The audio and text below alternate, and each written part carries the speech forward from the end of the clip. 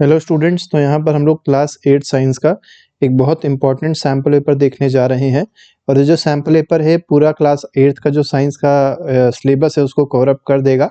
तो अगर आप एग्जामिनेशन की तैयारी कर रहे हैं तो ये सैम्पल पेपर पूरा देखिएगा, ऐसे ही क्वेश्चंस आपको एग्जाम में देखने को मिलेंगे अपने।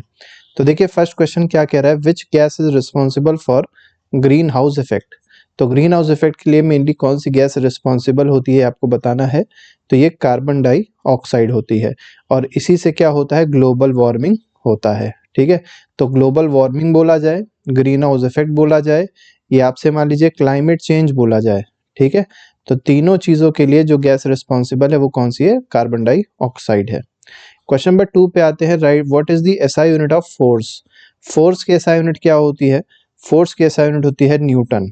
ठीक है, आपसे प्रेशर भी पूछा सकता है कि प्रेशर की एसआई यूनिट क्या होती है, याद रखिएगा ये होती है पास्कल। ठीक है, तो प्रेशर और फोर्स दोनों की एसआई यूनिट आपको पता होनी चाहिए। जूल किसकी होती है, जूल एनर्जी की होती है। ठीक है, वॉट किसकी एसआई यूनिट होती है, वॉट की होती है पावर की या पावर की। ठीक है, अगले पे आते हैं, थर्ड क्वेश्चन को देखेंगे। Which of the following is a synthetic fibre. Synthetic fibre क्या होता है, जो आर्टिफिशियली जो केमिकली प्रिपेयर किया जाता है उसको हम लोग क्या कहते हैं, सिंथेटिक फाइबर कहते हैं।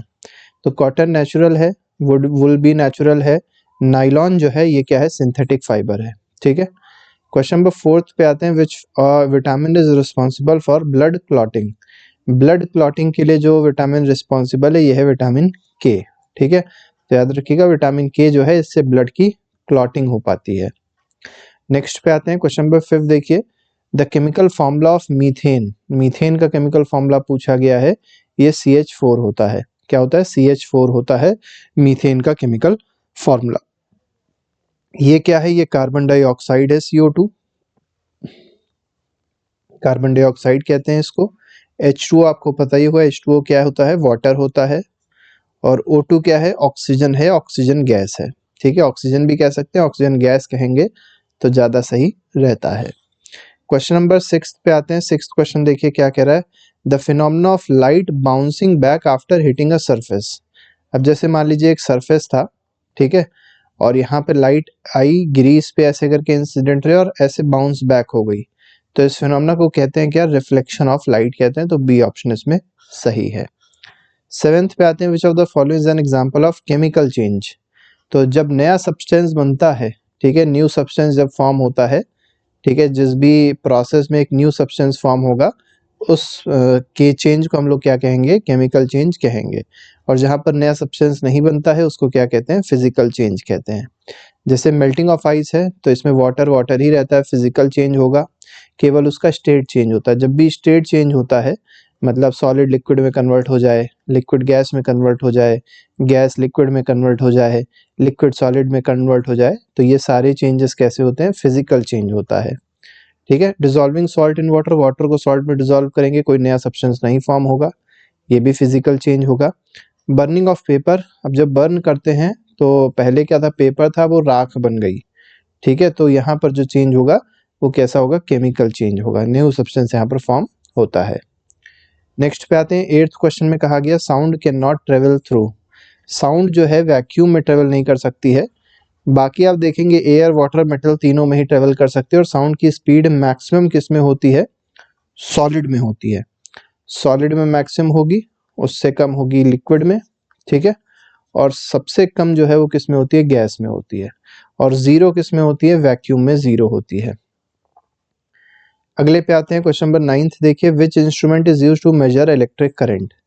करंट को किससे मेजर किया जाता है, तो एमीटर से मेजर करते हैं। वोल्ट मीटर से क्या मेजर करते हैं, पोटेंशियल डिफरेंस मेजर करते हैं, पोटेंशियल डिफरेंस मेजर करते हैं। गैल्वेनोमीटर से डिटेक्ट किया जाता है कि करंट फ्लो हो रहा है कि नहीं। थर्मामीटर से क्या मेजर करते हैं, चलिए आप लोग इसको कमेंट बॉक्स में लिख के बताइएगा कि थर्मोमीटर से क्या मेजर किया जाता है। बहुत आसान सा क्वेश्चन पूछ रहे हैं आपसे, कमेंट बॉक्स में जरूर लिखिएगा। The function of stomata in plants. अब स्टोमेटा क्या होता है, जैसे मान लीजिए लीफ है, ठीक है, लीफ बड़ी बेकार सी बन गई, मान के चलते हैं ये लीफ है। ठीक है, अब इस लीफ में क्या होता है, छोटे छोटे से पोर्स होते हैं, इन्हीं पोर्स को क्या कहा जाता है, स्टोमेटा कहा जाता है। ये छोड़ इतने सारे जो हमने बनाए इतने नहीं होते हैं, बहुत ज्यादा होते हैं, मिलियंस में होते हैं एक लीफ में। तो इनका काम क्या होता है, वाटर एब्जॉर्ब नहीं करता, फूड ट्रांसपोर्ट भी नहीं करता, एक्सचेंज ऑफ गैसेस में ये हेल्प करता है। ठीक है, तो कार्बन डाइऑक्साइड हो गया, O2 हो गया, इसका एक्सचेंज में ये हेल्प करता है स्टोमेटा। नेक्स्ट पे आते हैं, अब कुछ शॉर्ट क्वेश्चंस हम लोग देखेंगे। शॉर्ट क्वेश्चंस 3 नंबर के भी आ सकते हैं, 2 नंबर के भी आ सकते हैं, तो 3 नंबर के हैं, 5 क्वेश्चंस यहाँ पर हम लोग देखेंगे। What is the difference between renewable and non renewable resources? तो रिन्यूएबल रिसोर्स क्या होते हैं, जो रिप्लेनिश किए जा सकते हैं नेचुरली, जो अपने आप से रिप्लेनिश मतलब रीजनरेट हो जाए, जो नेचुरली या नेचुरल प्रोसेस के थ्रू, उसको क्या कहते हैं, रिन्यूएबल रिसोर्सेज कहते हैं। जैसे सोलर एनर्जी हो गई, विंड एनर्जी हो गई, तो ये सब कैसे हैं, रिन्यूएबल एनर्जी सोर्सेज हैं। इसके बाद नॉन रिन्यूएबल रिसोर्सेज में देखेंगे तो ये क्या होते हैं, तो ये फाइनाइट हैं, एक लिमिटेड क्वांटिटी में प्रेजेंट है, और इनको रिफॉर्म होने में या रिप्लेनिश होने में मिलियंस ऑफ ईयर लगते हैं। ये सबसे इम्पॉर्टेंट चीज़ है कि जो रिन्यूएबल होते हैं ये बहुत क्विकली क्या हो जाते हैं, या कम पीरियड ऑफ टाइम में, शॉर्ट पीरियड ऑफ टाइम में ये रिप्लेनिश हो जाते हैं। लेकिन जो नॉन रिन्यूएबल रिसोर्सेज हो गए, जैसे कोल हो गया, पेट्रोलियम हो गया, इनको रिप्लेनिश होने में बहुत ज़्यादा समय लगता है, या मिलियंस ऑफ ईयर लगते हैं। नेक्स्ट पे आते हैं, question number 12, explain the working of simple electric circuit with the diagram. Simple electric circuit आप देख सकते हैं बना हुआ है, इसमें क्या क्या चीज़ें हैं। तो पहला स्विच है, एक बैटरी लगी हुई है, सेल कह सकते हैं, ये वायर है, पूरा आपको दिखाई पड़ रहा होगा वायर, और यहाँ पर एक लाइट बल्ब लगा हुआ है। ठीक है, अब क्या है, जब स्विच ऑन किया जाएगा, मान लीजिए स्विच ऑन है, तो करंट पॉजिटिव से निकलेगी और ऐसे फ्लो करेगी। स्विच तो ऑन ही था तो करंट ऐसे फ्लो होती रहेगी, सर्किट क्लोज है, और ये आपका बल्ब जो होगा ये ग्लो कर जाएगा। ठीक है, ये आपके वायर से ऐसे करके फिर करंट इसके अंदर वापस चली जाएगी। तो सिंपल वर्किंग कैसी है, इसको वर्किंग थोड़ा सा देख लेते हैं। Simple electric circuit consist of क्या क्या चीज़ें हैं, पहले तो आपको ये बता देना है, और उसके बाद ये बताना है कि जब स्विच को ऑन किया जाता है तब क्या होता है। तो इलेक्ट्रिक करंट फ्लो होगी बैटरी से वायर में, और जो बल्ब होगा वो क्या हो जाएगा, लाइट अप हो जाएगा, बल्ब में ग्लो आ जाएगा। नेक्स्ट पे आते हैं, क्वेश्चन नंबर 13 क्या कह रहा है, what are the differences between physical and chemical changes, give one example of each. अभी हमने आपको बताया था फिजिकल चेंज जो है उसमें नया सब्सटेंस फॉर्म नहीं होता है, नॉट देख लीजिए। जैसे मेल्टिंग ऑफ आइस है, हमने आपको बताया कोई भी स्टेट अगर चेंज हो रहा होगा, ठीक है, जैसे सॉलिडिफिकेशन ऑफ वाटर है, वाटर का आइस में कन्वर्जन, वो भी क्या हो जाएगा, फिजिकल चेंज हो जाएगा। लेकिन केमिकल चेंज क्या होता है, जहाँ पर न्यू सब्सटेंस फॉर्म होता है उसको क्या कहते हैं, केमिकल चेंज कहते हैं। जैसे रस्टिंग ऑफ आयरन, अब आयरन था, आयरन को Fe से रिप्रेजेंट करते हैं, मान लीजिए इस पे मॉइस्चर लग गया, ठीक है, ऑक्सीजन वाटर लग गया, तो क्या होता है, ये Fe2O3 डॉट XH2O बना देता है, और इसी को क्या कहते हैं, इसी को हम लोग कहते हैं रस्ट। तो देखिए नया सब्सटेंस बन गया। जब भी नया सब्सटेंस बनता है तो उस प्रोसेस को क्या कहते हैं, केमिकल चेंज कहते हैं। केमिकल चेंज में और भी एग्जांपल दे सकते हैं, जैसे डाइजेशन प्रोसेस हम लोग के जो होता है वो भी क्या है, केमिकल चेंज है। ठीक है, how does friction help in daily life, give two example. तो फ्रिक्शन कैसे हम लोग को हेल्प करता है डेली लाइफ में, तो फ्रिक्शन की वजह से हम लोग चल सकते हैं, किसी भी ऑब्जेक्ट को पकड़ सकते हैं, ठीक है, या कोई व्हीकल है उसको स्टॉप होने के लिए भी फ्रिक्शन चाहिए। अगर मान लीजिए फ्रिक्शन लेस रोड होती तो व्हीकल पे आप ब्रेक लगाते वो गाड़ी ना रुकती। ठीक है, एग्जांपल क्या है, it allows us to grip objects, object को ग्रिप मतलब पकड़ने के लिए ग्रिप चाहिए होती है। अब जैसे मान लीजिए मेरे सामने एक बॉटल रखी हुई है, तो बॉटल का ढक्कन खोलने के लिए आपने देखा होगा इसके ऊपर कुछ इस तरीके के, कुछ यहाँ पर ऐसे करके ग्रूव्स दिए जाते हैं। ठीक है, क्यों दिया जा रहा है, कि ग्रिप बन जाए। ठीक है, तो ग्रिप करने के लिए, helps in breaking a cycle, तो ब्रेक लगाने के लिए सब चीजें हो जाएंगी। और भी एग्जांपल्स हो सकते हैं बहुत सारे, आप इसको अपने हिसाब से लिख सकते हैं। ग्रीन हाउस इफेक्ट पूछा गया क्या होता है, how does it impact global warming, तो कैसे ग्लोबल वार्मिंग को इम्पैक्ट करता है। तो ग्रीन हाउस इफेक्ट क्या है, when gases like CO2 trap heat, तो CO की एक प्रॉपर्टी होती है कि ये क्या करती है, हीट को ट्रैप कर लेती है। ठीक है, एटमॉस्फेयर में, अर्थ के एटमॉस्फेयर में हीट ट्रैप हो जाती है। अब जब हीट ट्रैप हो गई, जैसे मान लीजिए ये हमारा अर्थ है, ठीक है, और यहाँ पूरे में क्या है, कार्बन डाइऑक्साइड है। अब ऊपर से आपको पता है यहाँ से सन से क्या आ रही होगी, सनलाइट आ रही होगी, मतलब हीट आ रही होगी। अब अर्थ क्या करेगा, हीट कुछ ना कुछ एब्जॉर्ब करेगा, बाकी हीट को रिफ्लेक्ट करने की कोशिश करेगा। लेकिन जो कार्बन डाइऑक्साइड थी उसने क्या कर लिया, इस सनलाइट को मतलब इस एनर्जी को ट्रैप कर लिया, हीट को ट्रैप कर लिया, रोक लिया। अब ये हीट बाहर नहीं निकल पा रही है, तो क्या होगा, एटमॉस्फेयर गर्म हो जाएगा ना। तो जो एटमॉस्फेयर गर्म हो गया, इसी इफेक्ट को क्या कहते हैं, ग्रीन हाउस इफेक्ट कहते हैं। और इसकी वजह से क्या होता है, ग्लोबल वार्मिंग हो जाती है, ग्लोबल टेम्परेचर इंक्रीज हो जाता है, मतलब अर्थ के एटमॉस्फेयर का टेम्परेचर क्या हो जाएगा, बढ़ जाएगा, जिसकी वजह से क्लाइमेट चेंज होगा, एक्सट्रीम वेदर कंडीशंस होंगी, ये सारी चीज़ें आ जाती है। तो इम्पैक्ट पूछा जाएगा, तो इम्पैक्ट में आप ये लिख सकते हैं कि ग्लोबल टेम्परेचर राइज हो जाएगा, क्लाइमेट चेंज होगा, ठीक है, एक्सट्रीम वेदर कंडीशंस हो जाएंगी। एक्सट्रीम वेदर कंडीशंस का मतलब क्या है कि जब गर्मी होगी तो बिल्कुल एक्सट्रीम में समर्स आएंगे, टेम्परेचर बहुत ज़्यादा हाई होगा, कोल्ड होगा तो बहुत ही टेम्परेचर कम हो जाएगा। और जब मान लीजिए रेनफॉल हो रही है, तो रेनफॉल जब होगी तो एक्सेसिव रेनफॉल होएगी, इतनी रेनफॉल होगी कि फ्लड आ जाएगा। तो ये सारी कंडीशंस ग्लोबल वार्मिंग में हो जाती है, कह सकते हैं ग्रीन हाउस इफेक्ट की वजह से होती है। अब यहाँ पर हम लोग लॉन्ग क्वेश्चंस देखेंगे। अब देखिए आंसर बहुत छोटा सा हम लोग ने दिया है, आप लोग देख लीजिएगा अपने हिसाब से, इसको आप बड़ा कर सकते हैं। Describe the process of photosynthesis, explain its significance for life on earth. Photosynthesis process क्या होता है? तो photosynthesis is process by which green plants use sunlight. तो ग्रीन प्लांट क्या करते हैं, सनलाइट को यूज करते हैं, और क्या करते हैं, दूसरा काम, कार्बन डाइऑक्साइड और वाटर को कन्वर्ट कर देते हैं, किसमें, ग्लूकोज और ऑक्सीजन में। लेकिन यहाँ पर एक बात और याद रखिएगा, इन प्रेजेंस ऑफ क्लोरोफिल, ठीक है, प्रेजेंस ऑफ सनलाइट तो होता ही होता है, लेकिन कहाँ पर ये सारी चीजें होती है, क्लोरोफिल ये सब करता है। क्योंकि क्लोरोफिल का काम क्या होता है, इसका मेन काम है कि लाइट एनर्जी को, ठीक है, किस में कन्वर्ट करता है, केमिकल एनर्जी में कन्वर्ट करता है। तो क्लोरोफिल अगर आपने नहीं लिखा तो नंबर कट सकते हैं, ठीक है। तो क्या क्या आपने देखा कि कार्बन डाइऑक्साइड आया और वाटर आई, ठीक है, और दूसरी चीज क्या थी, लाइट की प्रेजेंस थी, और ये सारी चीजें हो कहाँ रही थी, किसकी प्रेजेंस में, किसकी वजह से, क्लोरोफिल की प्रेजेंस में। क्या बन जाएगा, ग्लूकोज बन जाएगा, और क्या बन जाएगा, ऑक्सीजन बन जाएगा, और साथ ही साथ एनर्जी भी क्रिएट हो जाएगी, ठीक है। इस प्रोसेस को क्या कहते हैं, फोटोसिंथेसिस कहते हैं। और क्या पूछा गया है, significance for life on earth. Significance क्यों है, पहली चीज तो ऑक्सीजन प्रोवाइड करता है, फोटोसिंथेसिस रिएक्शन से हम लोग को क्या मिल रहा है, देखिए ऑक्सीजन मिल रहा है, और दूसरा ग्लूकोज मिल रहा है। ग्लूकोज मतलब क्या है, फूड है, ठीक है। अब फूड चेन अगर आप देखेंगे तो फूड चेन में जो सबसे नीचे होता है वो प्रोड्यूसर होता है। तो प्रोड्यूसर मतलब क्या है, प्लांट्स है। और ये प्लांट्स को प्रोड्यूसर क्यों कहा गया, क्योंकि इनमें ग्लूकोज प्रोड्यूस होती है, और यही तो प्रोड्यूसर को खाता कौन है, प्राइमरी कंज्यूमर खाता है। तो कंज्यूमर जब इसको खाएगा तब उसको एनर्जी मिलेगी, तो फ्रूट चेन इस तरीके से चलती रहती है। अगले पे आते हैं, explain the structure of human heart with a neat labelled diagram. देखिए डायग्राम हमने नहीं बनाया है, आप डायग्राम थोड़ा सा देख लीजिएगा, लेकिन आपसे ऐसे क्वेश्चन पूछा सकता है कि आपको ह्यूमन हार्ट का स्ट्रक्चर एक्सप्लेन करना है, ठीक है, और डायग्राम जरूर आप देख लीजिएगा। Human heart is a muscular organ divided into 4 chambers. अब जैसे ह्यूमन हार्ट है उसमें 2 चैम्बर्स होते हैं, आपको पता ही होगा। इसमें 2 एट्रियम होते हैं, एट्रिया होते हैं, और 2 क्या होते हैं, वेंट्रिकल्स होते हैं। ऑक्सीजनेटेड ब्लड को पंप करता है, ठीक है, बॉडी में पहुंचाता है, और डीऑक्सीजनेटेड ब्लड को क्या करता है, जो हार्ट है वो लंग्स तक लेके जाता है। और लंग्स क्या करता है, लंग्स एक्सचेंज करता है, गैसियस एक्सचेंज लंग्स में ही होता है, और जो डीऑक्सीजनेटेड ब्लड पहुंचाता है उसको क्या कर देगा, ऑक्सीजनेटेड कर देगा, ठीक है।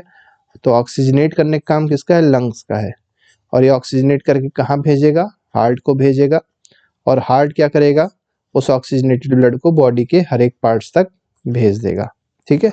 इस तरीके से पूरी वर्किंग होती है। आई होप आप लोग ने पढ़ी होगी, वर्किंग आसान होती है, एक बार पढ़ लीजिएगा, समझ में आ जाएगी, कोई बहुत कठिन नहीं है, लेकिन ऐसे क्वेश्चंस आपसे पूछे जा सकते हैं। Discuss the harmful effect of plastic pollution and suggest measures to reduce it. देखिए ऐसे क्वेश्चन जरूर पूछे आते हैं, इन्वायरमेंट टाइप के होते हैं ये, कि प्लास्टिक पोल्यूशन के इफेक्ट्स क्या हैं। तो आपको पता होगा प्लास्टिक के बहुत सारे इफेक्ट्स हैं, जैसे वाटर पोल्यूशन कॉज करता है, सॉइल पोल्यूशन कॉज करता है, इसको जलाया जाएगा तो एयर पोल्यूशन होगी, ठीक है। इसके बाद आप ये भी लिख सकते हैं बायोडिग्रेडेबल नहीं है, जिसकी वजह से इसको ख़त्म करना बहुत ज़्यादा दिक्कत कर जाता है। तो क्लॉगिंग हो जाती है, जो ड्रेनेज सिस्टम, जो नालियाँ वालियाँ होती हैं वो क्लॉग कर जाएंगी, वो क्लॉग कर जाएंगी तो जो पानी बरस रहा है, मान लीजिए रेनफॉल हुई, पानी बरसा, नालियाँ बिल्कुल बैठ चुकी हैं, क्लॉग हो चुके हैं, बिल्कुल जम चुकी हैं नालियाँ, ठीक है, पन्नियों की वजह से या कह सकते हैं प्लास्टिक की वजह से। तो नालियों का पानी कहाँ बहने लग जाएगा, सड़क पे बहने लग जाएगा। ये सब कॉज है, ये सब मतलब इसके इफेक्ट्स होते हैं, हार्मफुल इफेक्ट्स, ठीक है, टॉक्सिक केमिकल रिलीज करता है। अब क्या पूछा गया, मेजर्स टू रिड्यूस इट, कैसे इसको रिड्यूस किया जाए। तो देखिए रिड्यूस करने का तरीका सबसे इम्पोर्टेंट ये है कि हम लोग बायोडिग्रेडेबल ऑल्टरनेटिव्स को यूज़ करें। जहाँ पर प्लास्टिक बैग्स लेके जा रहे थे, ठीक है, वहाँ पर क्या लेके जाए हम लोग, गनी बैग्स लेके जाएं, ठीक है, या क्लॉथ के बैग्स लेके जाएं। और क्लॉथ के बैग जब आप लेके आएंगे तो ऐसा तो है नहीं कि लेके गए घर पे आए और इसको डस्टबिन में डाल दिया, इसको आप क्या करेंगे, रीयूज़ करेंगे, ठीक है। तो रिसाइकलिंग, रीयूज़, ये सारी चीज़ें करी जाएंगी। अगर प्लास्टिक्स की तो भी कहीं ना कहीं अच्छा है, तो रिसाइकलिंग कर सकते हैं, प्लास्टिक यूज़ को क्या कर सकते हैं, मिनिमाइज कर सकते हैं। देखिए कोई और तरीका नहीं है प्लास्टिक को ख़त्म करने का, प्लास्टिक को कम किया जा सकता है, प्लास्टिक को अचानक से ख़त्म नहीं किया जा सकता है। What are Newton's 3 laws of motion, explain with example. Newton के 3 लॉ क्या हैं। पहला लॉ ये है कि ऑब्जेक्ट जो है रेस्ट में रहेगा, यूनिफॉर्म मोशन में रहता है जब तक उस पर कोई एक्सटर्नल फोर्स नहीं लगता। दूसरा क्या कहता है, फोर्स का फॉर्मूला मास इंटू एक्सेलरेशन होता है, m इंटू ए, ठीक है, ये भी फोर्स का फॉर्मूला, ये सेकेंड लॉ है। थर्ड लॉ क्या कहता है, every action has equal and opposite reaction. तो रॉकेट प्रोपल्जन इसी पे बेस्ड होता है, थर्ड लॉ ऑफ मोशन पे। अगला क्वेश्चन है, how do microorganisms play a role in agriculture and medicine. तो माइक्रो ऑर्गेनिज्म जो है ये एग्रीकल्चर और मेडिसिन में किस तरीके से रोल प्ले करते हैं आपको बताना है। तो जैसे माइक्रो ऑर्गेनिज्म है, इसके लिए नाइट्रोजन फिक्सेशन करते हैं माइक्रोनिज्म, आपने सुना होगा। कुछ ऐसे बैक्टीरियाज होते हैं, इंपॉर्टेंट बैक्टीरियाज होते हैं जो नाइट्रोजन फिक्सेशन में हेल्प करते हैं। नाइट्रोजन फिक्सेशन क्या होता है, नाइट्रेट, नाइट्रोजन का कन्वर्ट होना किसमें, नाइट्रेट्स में, ठीक है। और नाइट्रेट्स को कौन एब्जॉर्ब कर पाता है, रूट्स एब्जॉर्ब कर लेते हैं। नाइट्रोजन को रूट्स एब्जॉर्ब नहीं कर पाते, लेकिन नाइट्रेट्स वो कर लेते हैं। तो ये काम कौन करता है, ये काम करते हैं कुछ माइक्रो ऑर्गेनिजम्स।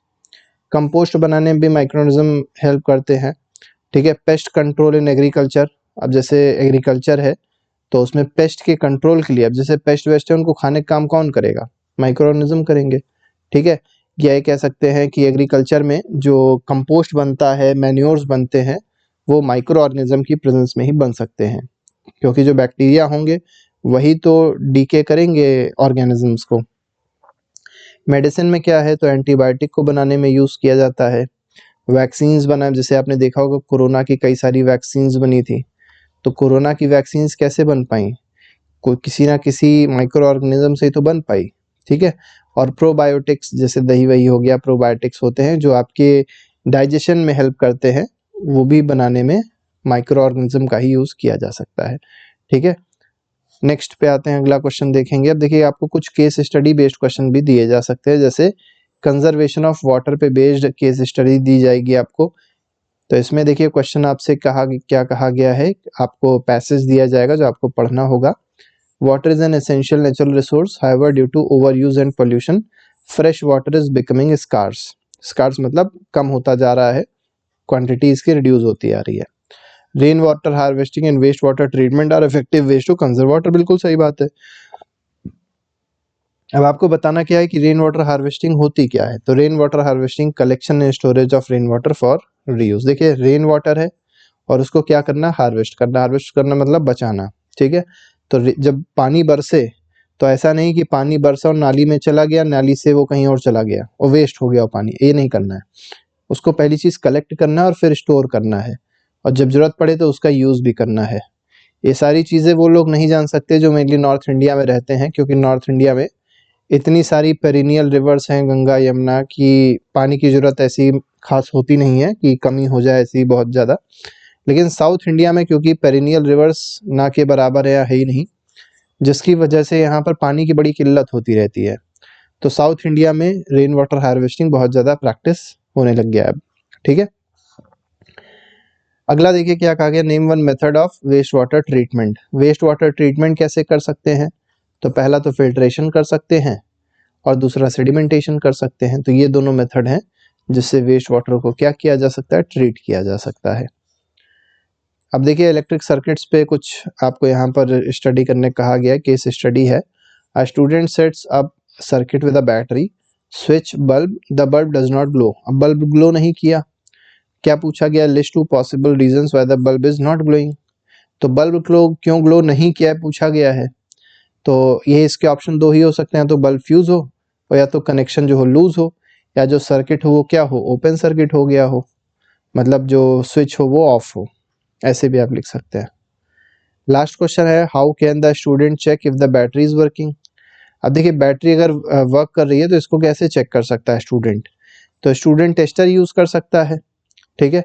और या एक काम ये कर सकता है कि जो बैटरी थी उसको दूसरे सर्किट में लगा चेक कर ले, अगर दूसरे सर्किट में बल्ब जल जाएगा, ठीक है, ग्लो कर जाएगा, तो इसका मतलब बैटरी सही है, नहीं ग्लो करेगा इसका मतलब बैटरी क्या है, खराब है। अब ऐसा तो है नहीं सारे के सारे सर्किट खराब होंगे, ठीक है, तो दो ऑप्शन इसीलिए दिए गए, तो टेस्टर से चेक कर ले और दूसरा बैटरी को दूसरे सर्किट में लगा चेक कर ले, तो पता चल जाएगा आसानी से कि बैटरी खराब थी या सर्किट में कोई और चीज़ खराब था। तो इस तरीके से हम लोग ये क्वेश्चंस को यही समाप्त करते हैं। और अगर एमसीक्यूज आप देखना चाह रहे हैं पूरे फुल सिलेबस का, तो उसकी प्लेलिस्ट नीचे लगी है, आप जाके देख सकते हैं। हम लोग ने नोट्स भी बनाए हैं जो आपको बहुत ज़्यादा हेल्प करेंगे एग्जामिनेशन पॉइंट ऑफ व्यू से। अभी के लिए फिलहाल नहीं रखते हैं, इसके अलावा कोई और अगर सहायता चाहिए होगी तो कमेंट बॉक्स में जरूर लिखिएगा, हम लोग हमेशा आपकी हेल्प करने के लिए तैयार हैं। तो अभी के लिए फिलहाल नहीं, thank you very much, goodbye, जय हिंद।